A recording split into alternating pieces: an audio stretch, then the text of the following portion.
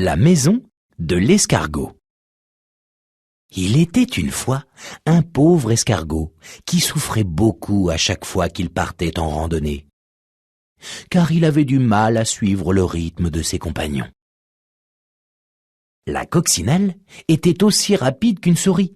Le mille-pattes, avec ses 1000 pattes, ignorait la fatigue. Le scarabée prenait même le temps de faire des escapades vers les fleurs.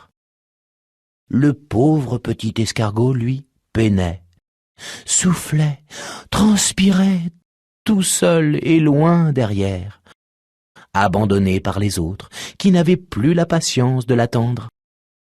Quand le petit escargot parvenait enfin à rejoindre le groupe, les autres petites bêtes s'étaient déjà bien reposées, avaient bien mangé et après avoir bien joué, avaient préparé le campement et dormaient depuis bien longtemps. Et comme il n'y avait plus de place, le petit escargot devait coucher à la belle étoile. Mais chaque matin, obstiné, il reprenait la route, espérant toujours rattraper ses amis. Pour ne pas s'ennuyer pendant le parcours, il sifflotait, regardait à droite et à gauche, saluait les petites bêtes qu'il rencontrait. Un jour, qu'il avançait le nez en l'air pour admirer le vol d'un beau papillon, le petit escargot buta sur une surface dure qui lui fit perdre l'équilibre. « Oh ben ça alors, mais qu'est-ce que c'est ?» se demanda-t-il, car il n'avait jamais vu une chose pareille, ce qui est normal puisqu'il s'agissait d'un coquillage perdu par un enfant qui l'avait ramené du bord de mer.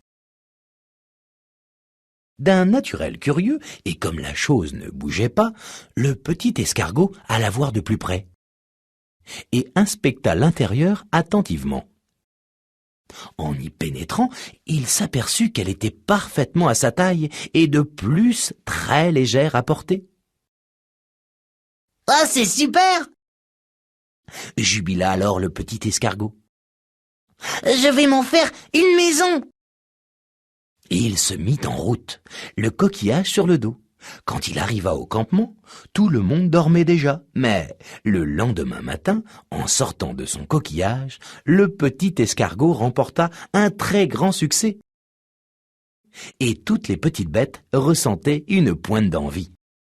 Ainsi, le petit escargot n'avait plus besoin de se construire une maison chaque nuit.